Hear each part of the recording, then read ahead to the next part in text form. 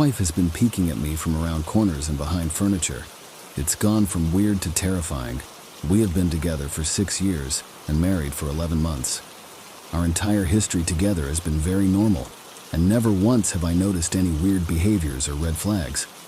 I can't stress enough how out of character this whole thing is for her. Lynn is very kind, intelligent, and thoughtful. She's always been the no-nonsense type of person. Being childish or trying to scare me is not something she'd normally do. She doesn't even like watching horror movies. When we first started dating, she agreed to watch The Shining with me because she knew how much I loved horror. She was so scared that she didn't even make it through half of the movie before we had to turn it off. She isn't into anything creepy and has never been into pranks. It's just not her cup of tea. And that's fine. But that's what was so strange about this. It's just so unlike her. I should also add that she never had any mental health issues, and as far as I'm aware, it doesn't run in her family. I know some people are able to hide their mental health problems, but in the 6 years we've been together, I think I'd have seen some sort of sign. 2 months ago, I was in the kitchen making myself some coffee before work. I was running a bit late that morning and knew I wouldn't be able to make it to Dunkin' Donuts for my usual morning fix. I took a sip of my coffee as I hurried down the hall towards the front door, when I happened to notice Lynn peeking at me from around the corner ahead of me. I could only see her eyes and a strand of her long dark hair hanging against the wall. The rest of her body was concealed behind the corner. I nearly spilled my coffee when I saw her. I did burn the shit out of my lips. "Geez, Lynn," I said, wiping a few drops of coffee from my pants. "You scared the shit out of me." She immediately popped out of view like a little kid that had been caught. I heard her scurry off towards the living room, and by the time I got to the front door, she was out of sight. It was really weird, and just totally out of character for her, like I said. But I also found it kind of funny that she was being more playful and a little less serious. I shouted that I loved her and called her a weirdo. As I shut the door behind me, I heard her laughing. Her behavior was a bit odd, but it certainly wasn't something to call a priest over. I forgot about it by lunch, and by the time I got home, she was her normal self. I didn't bring it up, and neither did she, and life went on. The next incident happened 3 days later. It was around 2 a.m. and I had woken up to get a drink. I was standing at the kitchen island, jug of Oj in hand, when I felt a strong feeling that I was being watched. For whatever reason, I looked down at the floor and saw my wife's smiling face staring back. She was peeking at me from the other side of the island, staring up at me with wide, unblinking eyes and grinning. Grinning like the Cheshire Cat. I screamed, I'll admit it, not out of irritation but fear. For some reason at that moment I was scared. At the sound of my scream, Lynn scuttled backwards out of my view, her hands and feet smacking the tile floor as she hurried out of the kitchen on all fours. I didn't run after her, or even yell after her. I just stood there frozen in shock, wondering what fuck had possessed her to do that. It took me a little longer than I'd like to admit to go back upstairs, but I eventually did. When I got to our bedroom, Lynn was lying on her side, asleep, or at least pretending to be. I stood there for a while, watching her breathing to be sure she really was asleep. I had the feeling she might jump out at me the moment I got into bed, but she didn't. I climbed into bed, and she didn't even move. Her breathing was soft and deep, and I was starting to wonder if I dreamt the whole thing. The next morning, I waited for her to come down for coffee, and after handing her a mug and kissing her cheek, I decided to ask her about it. "What was that about last night?" I asked, keeping my tone light so I didn't offend or embarrass her. She frowned over her cup of coffee, shaking her head like she had no clue what I was referring to. "You were peeking at me again, from over there," I said, pointing to the spot on the floor by the kitchen island. She followed my gaze, and when she looked back at me, she burst out laughing. She laughed so hard that I couldn't help but join her. "You creep me the fuck out sometimes, you know that," I said. She giggled and set her cup on the counter and wrapped her arms around my neck. "You creep me out all the time, so I guess we're even," she teased. We said our goodbyes and left for work. As I drove, I kept thinking about how creepy it had been seeing her grinning at me from behind the island like that. The sounds her hands made on the floor as she crawled away. I told myself she was just trying to be silly, just trying to join me in my love of all things horror. It's not like I was afraid of her, but it still didn't sit right with me. I started seeing her peeking at me more and more. Sometimes she'd be peeking out from behind the couch or living room curtains. Once she even managed to get inside her grandmother's old trunk that sits at the foot of our bed. I might not have even known she was there at all, had the trunk's old hinges not given her away. She'd had the lid propped up just enough so that only half of her face peeked through. She'd been grinning like an excited toddler. It was unnerving. I didn't even know what to say to her. All I could do was stare. When I finally found my voice, I asked her why on earth was she doing this. She didn't answer, but she had slowly closed the lid, shutting herself inside the trunk. I just walked away, feeling disturbed. I didn't understand why she was doing it, but it clearly made her happy. I just hoped she would tire of the game quickly. Lynn didn't peek at me for the next 2 weeks. I started to think she was done with her weird prank, and I was relieved. We were watching a show on Netflix one night, and I jokingly said that I hadn't seen her peeking at me lately, and that she must have given up on her spy game. She looked up at me with a small smile and said, "Maybe I've just gotten better at it." I didn't say anything, but I wondered whether or not she was joking. For the next few days, I couldn't stop thinking about what she'd said. Was she still peeking at me when I wasn't looking and I just hadn't noticed? And if so, what the hell was she getting out of this? I started to feel paranoid, constantly checking whether she was watching from around the corner or behind a door. I was jumpy whenever I was home, and she wasn't in full view of me. I felt stupid and a little crazy, but after a few weeks without another incident, I began to relax. I stopped checking behind furniture and walls and told myself it was just a bad memory. Then, a few days ago, things got so much worse. Lynn left to go to a friend's, and I lounged on the couch and played a couple games on my laptop. Around 9 p.m. I hopped in the shower, and as I was washing the soap from my hair, I felt that awful feeling that I was being watched. I slowly opened my eyes and almost had a fucking heart attack. Lynn was peeking from behind the shower curtain, her entire head stretched into the shower, leaving just her body outside. Her long dark hair hung against the curtain, the ends dripping with water. Her mouth hung open in a terrible grin, eyes wide and red as if she hadn't blinked in a while. I screamed and jumped back against the wall. She didn't move, nor did her smile waver. Her makeup ran down her cheeks in 2 black streaks. She looked giddy and completely deranged. I was fucking terrified, and we stood like that for a few moments, neither of us saying a word. Finally, after what felt like forever, she slowly pulled her head back out of the shower, and I watched her blurry figure through the curtain as she moved backwards towards the bathroom door. A second later, the bathroom door slammed shut, hard enough to rattle the mirror. I screamed again and jumped out of the shower to lock the door. I stayed inside the bathroom for over an hour. Maybe I overreacted to some of you, but joke or not, I wasn't going to put up with the crazy shit anymore. That's what I kept telling myself as I paced in my bathroom, stopping to listen at the door every few minutes. Suddenly, I heard a muffled sound, and I pressed my ear against the bathroom door, straining to listen. I couldn't hear anything, but I envisioned Lynn standing on the other side of the door, giggling at her joke. I felt a surge of anger. I was beyond pissed at being made to feel scared in my own house, and made to hide in the bathroom for an hour. All for what? Some joke. If it was a joke, it was an awful one. "What the fuck, Lynn?" I snapped. "This shit is getting really fucking annoying." I waited for her to apologize, or to call me a jerk. But instead, I heard a faint moan. So quiet I wondered if I heard it at all. And then complete silence. "Lynn," I called out, not able to even hide the shakiness in my voice. I got no response. Just my own heavy breathing. "I swear to God, just fucking stop it," I yelled, pounding my fist on the door. I waited for her to cuss me out, something I would expect from me talking to her like that. I never screamed at her before. But there was nothing, just the occasional drip from the shower head.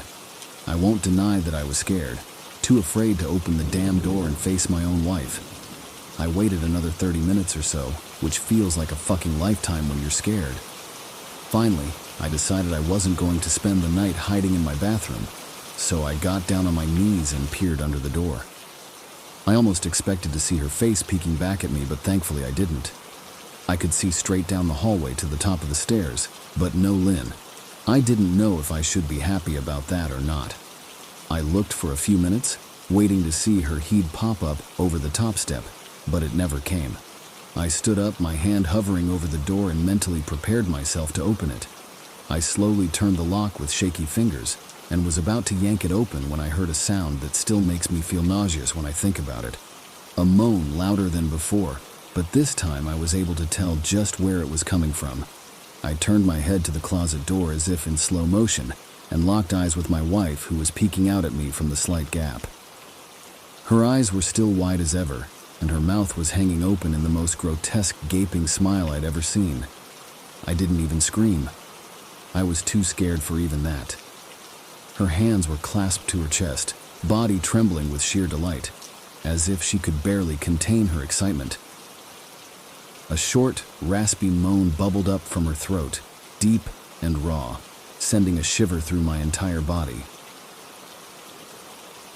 Somehow I found the ability to pull the bathroom door open and ran as fast as I could all the way down the steps, snagging my keys and phone from the table in the living room before running outside to my car. I could hear her shrill laughter behind me, but I didn't hear her getting closer. I didn't bother shutting the front door. I drove away from the house faster than I legally should have, shivering the entire time, either from fear or the cold.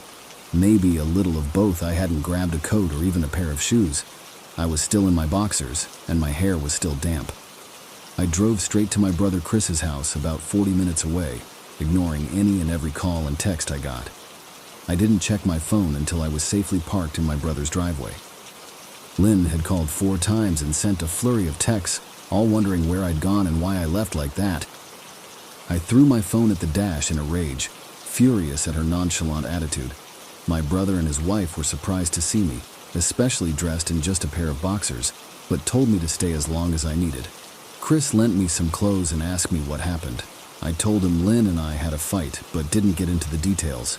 I didn't want him to think I was overreacting, leaving my wife over a prank, even if it was a strange one. I mean, hadn't I encouraged her for years to lighten up instead of being so serious all the time? I had wanted her to relax and loosen up, but this was definitely not what I'd had in mind. I tried to sleep on their sofa, but my brain wouldn't let me sleep. Every time I closed my eyes, I saw Lynn's face staring at me from inside the closet. Knowing she'd been in there with me the entire time made my skin crawl.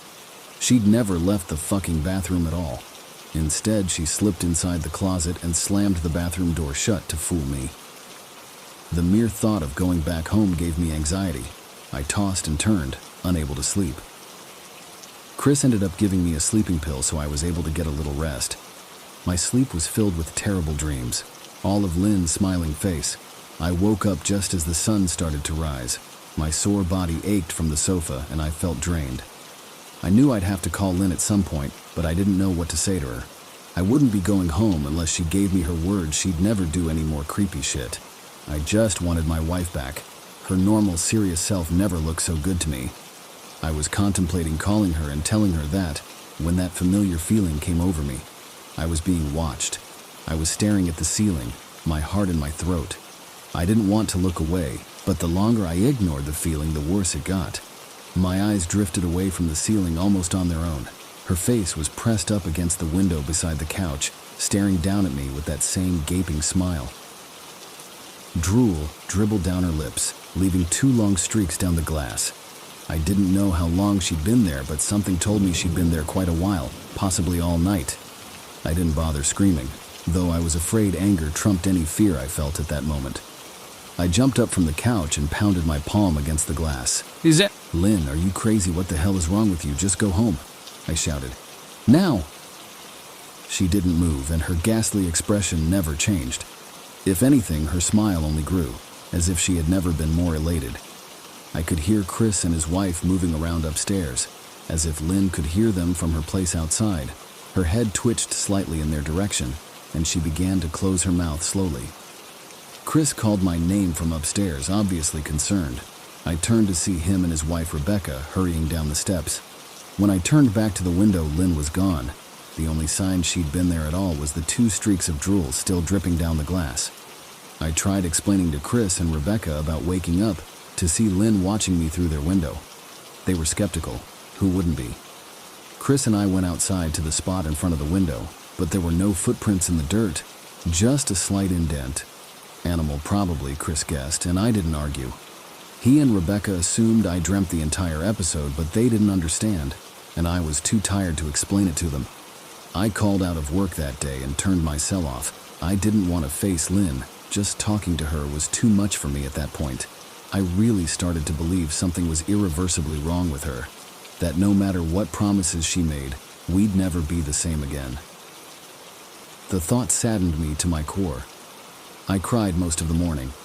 By noon, I figured I was ready to confront her, give her one last chance to explain herself.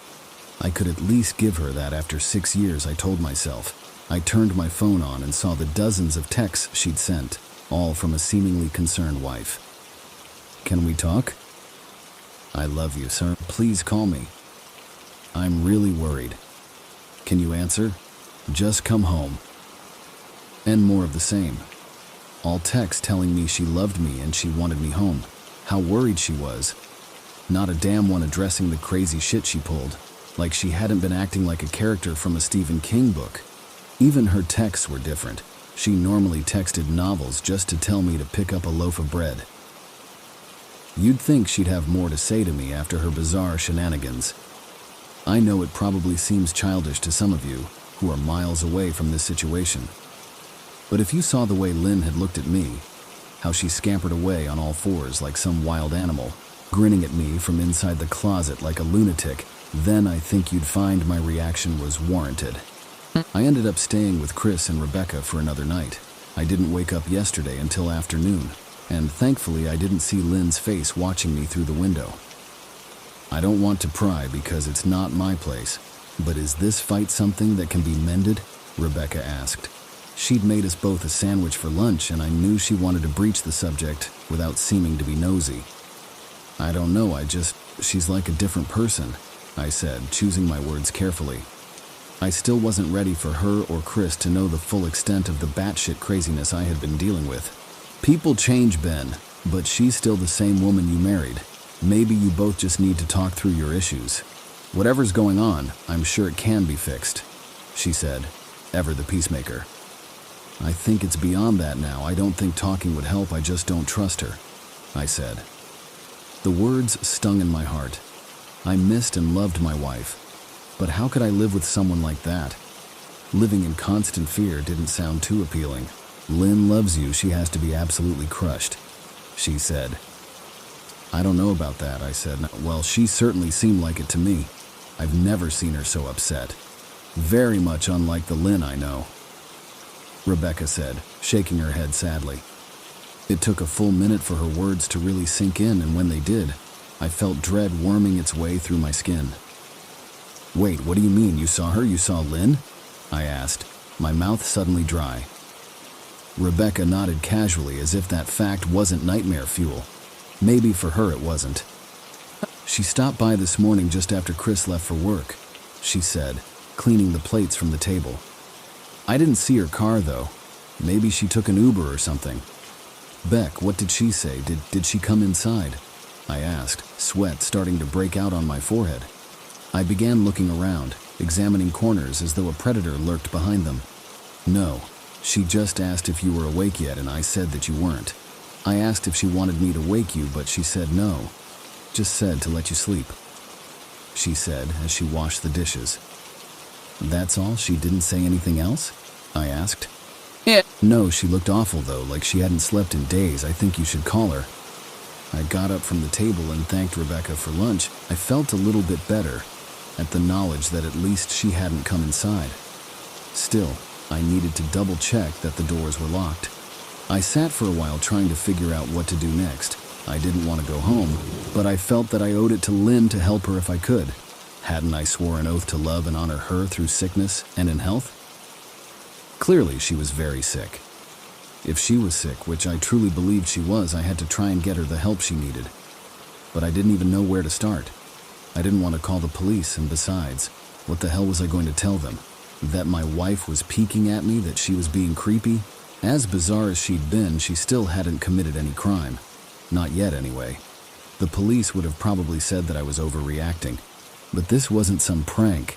It felt wrong, dangerous even, like something sinister lurked beneath her smile. I knew as her husband I was well within my rights to have her committed. But what if she simply acted normal in their presence?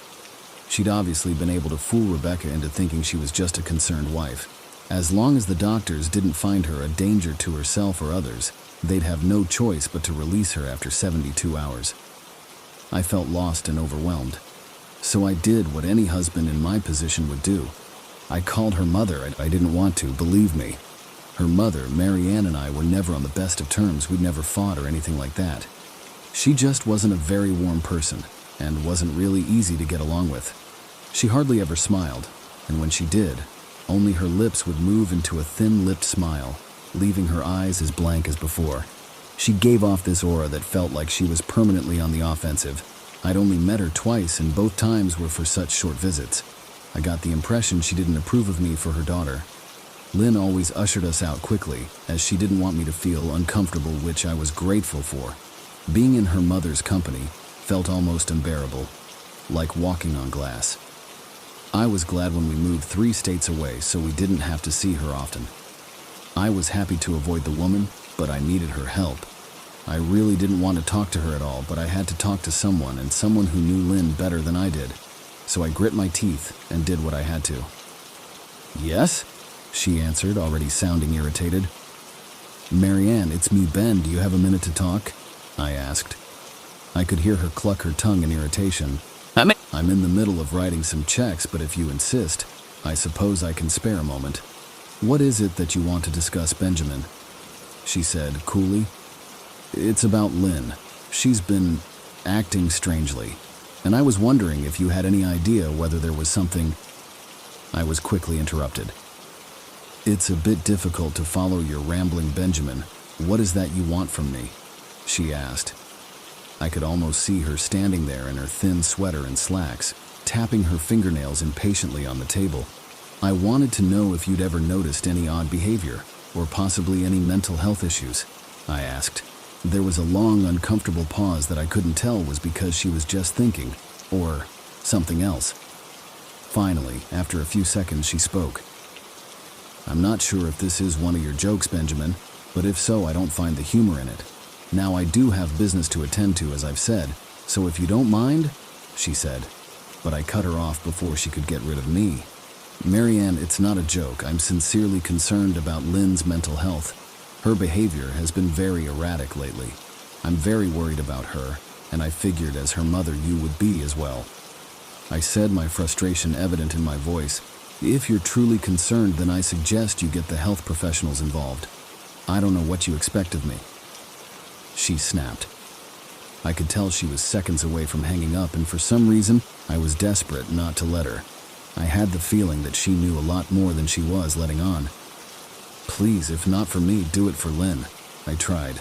I heard a faint, shaky intake of breath as if she were trying to hold her steely persona together, but failing. "Marianne, what's I started. "Benjamin, I don't know what to tell you. My only advice would be to seek professional help. Do not call here again. Goodbye." I tried to call out to her, but she'd hung up. I tried to wrap my head around the call and her refusal to help me. Even if she didn't like me, why wouldn't she want to help her own daughter? I couldn't understand that. I tried to replay the conversation, desperate to find something I missed. After a while, I almost gave up until I remembered her last words to me. "Seek professional help." She'd said those words with a bit of urgency. I could have just been grasping at straws, but no. I was sure her voice had changed ever so slightly when she'd said that, as if they were very important. What had she meant? I assumed she'd been referring to medical professionals, but maybe she was referring to someone else. Someone that she didn't, for some reason, feel comfortable saying directly. Or maybe I was just desperate. I waited for Chris to get home, and after a very long and exhausting conversation with him and Rebecca, I convinced them that Lynn truly needed psychiatric help. I didn't tell them everything. I wasn't prepared to go into it yet, but I told them about our last encounter, how she'd hidden in the bathroom, peeking at me from the closet. They were obviously shocked, but thankfully they believed me. They too just wanted to help her. Still, they didn't think it was all that serious. Weird, maybe, but not dangerous. They just kept saying that Lynn had to be playing some kind of weird joke, maybe for YouTube. Rebecca offered, if only half-heartedly. Chris didn't think we should involve the police just yet. He offered instead to go with me, and I readily accepted. He reasoned that calmly talking to her, trying to coax her into going willingly, was the best recourse. I agreed to do it his way. At least I wouldn't be going into that house alone. We drove over this morning just after breakfast. There was no way I was going at night. When we pulled into the driveway, my stomach began doing somersaults. Her car wasn't there, but I still didn't let my guard down. The front door was ajar, and for a split second I thought we'd see her eyes staring through the gap. I was shaking and starting to sweat. Chris, however, was fine. He waited for me to open the door, his hands in his pockets like he was going on a fucking stroll through the park. I envied his ignorance. I pushed the door open and was immediately hit with the stench of rot. Chris smelled it too, and he walked in the house behind me with his nose scrunched up. "What do you guys use to clean the floors around here, shit?" Chris mumbled. "Shut up," I said, my eyes darting around for any signs of Lynn. The house was deadly quiet and dark despite being 10 in the morning. All the curtains were closed up tight, refusing to allow any sunlight inside. If I hadn't left it just 2 days prior, I'd have thought the house to be abandoned. We moved through each room, carefully checking any place that she might hide, occasionally calling her name. "Why the fuck are you looking under the couch?" Chris asked eventually. "Aren't we looking for your wife?" He was looking at me like I was a moron. "Let's just go upstairs," I whispered. He shook his head, but followed me up the stairs to check the bathroom and spare bedroom. On the way up, my shoes crunched over pieces of glass that looked to be littered over a few of the steps. I noticed that one of Lynn and my wedding portraits that hung on the wall along the staircase had been smashed. The frame hung crookedly, all the glass removed. I stared at the picture, a lump forming in my throat. We had taken the photo just after leaving the church after saying our vows. She looked so beautiful in her white gown. I looked at Lynn's beautiful face. I never dreamed her face would ever be a source of terror for me. We climbed the rest of the steps and checked the spare bedroom, but it looked completely untouched. I was hesitant to go into the bathroom, my fear from that night coming back to me all at once. Chris noticed and offered to go in by himself, but I couldn't let him do that. So we walked in together, checking the closet and the shower. The bathroom looked as if it hadn't been touched since the night I left. "I don't think she's here, Ben. Why don't you pack some clothes and we'll try coming back tomorrow or something?" Chris said. I nodded and went into our bedroom and shoved some clothes into a duffel bag. When I checked inside our closet, I came across the source of the smell and gagged. Chris took one look and lost all color in his face. He had to go stand by the stairs to get away from the sight and smell. I gazed down in shock at what lay inside my bedroom closet. Soaking into the rug were at least a dozen eyeballs, all carefully laid out in pairs. Some were as large as a quarter, while others were as tiny as a marble. I stared down at the eyes she'd collected from small animals, and I wondered how she'd gotten them, and shuddered at the thought. "Man, I thought I had it bad with Becca's shoe addiction, but fuck me, your wife's in here collecting eyeballs," Chris said, gagging. "Ben, I think we should go," he called from the hall. "I'm getting nauseous." "All right." I grabbed my duffel and shut the closet door on my new nightmare. I stepped out into the hall and took a deep breath of air. I could taste the rot on my tongue, and I couldn't help but gag. "Who the fuck lines up eyeballs in their closet like that?" Chris mumbled. "I tried to tell you she needed help," I said. "She doesn't need help, Ben. She needs a fucking exorcist," he said. "You coming or what? I can't stand the smell any—" His words died in his throat, and his eyes grew wide with fear. I didn't ask him why. I could feel it. Someone was watching me, and I didn't think it was the eyes in the closet. I turned around, my eyes slowly scanning the bedroom. "Christ," I whispered as I finally saw what we'd missed. Under the bed, curled on her side, watching us with the excitement of a kid on Christmas morning, was my wife. She held her hands together just under her chin, and they were shaking eagerly. Now that she knew she'd been found, I could hear the quiet noises she was making. A sort of hiccuping sound in her throat, as if the excitement was just too much for her. It was unnerving, to say the least. Wide eyes, and that same huge smile. Everything in me told me to run, but I forced it away. This was my wife. No matter how twisted, she was still the woman I married. I had to help her. "Lynn," I said softly. She didn't respond, but her head bobbed back and forth in 2 quick little movements, as if she were nodding. "Baby, I just want to help, okay? Can you let me do that?" I asked. I had taken a single step forward, approaching her like some kind of dangerous animal. "I love you, Lynn," I said softly, taking another step closer. She let a tiny moan escape her wide-open mouth, and I had to resist the urge to run. Her shoulders were starting to quiver, and her eyes grew as large as saucers. I crouched down so I could see her better and immediately saw the blood. Her hands were covered in it. They trembled more the closer I got, as if she was barely able to contain herself. "Lynn, are you hurt? You're bleeding," I said. She bobbed her head again, her bloody fingers moving up and down as if playing an invisible piano. They occasionally grazed her chin, leaving smears of blood on her skin. I wanted to recoil in disgust. The smell that was coming off of her was revolting. I could feel the vomit trying to climb up my throat. Her lips were dry and stretched thin, blood seeping between the cracks. "Said I knew she wouldn't come out on her own, but I didn't want to leave her in the state she was in." I scooted closer and reached out to her. The excited hiccuping sounds got louder and her hands shook, fingers flexing. It was then that I could see the blood oozing from in between her fingers. "Oh my God, Lynn, you're bleeding," I said. Instinctively, I reached out to take her hand, but before I could even touch her, her hand sprang out towards me.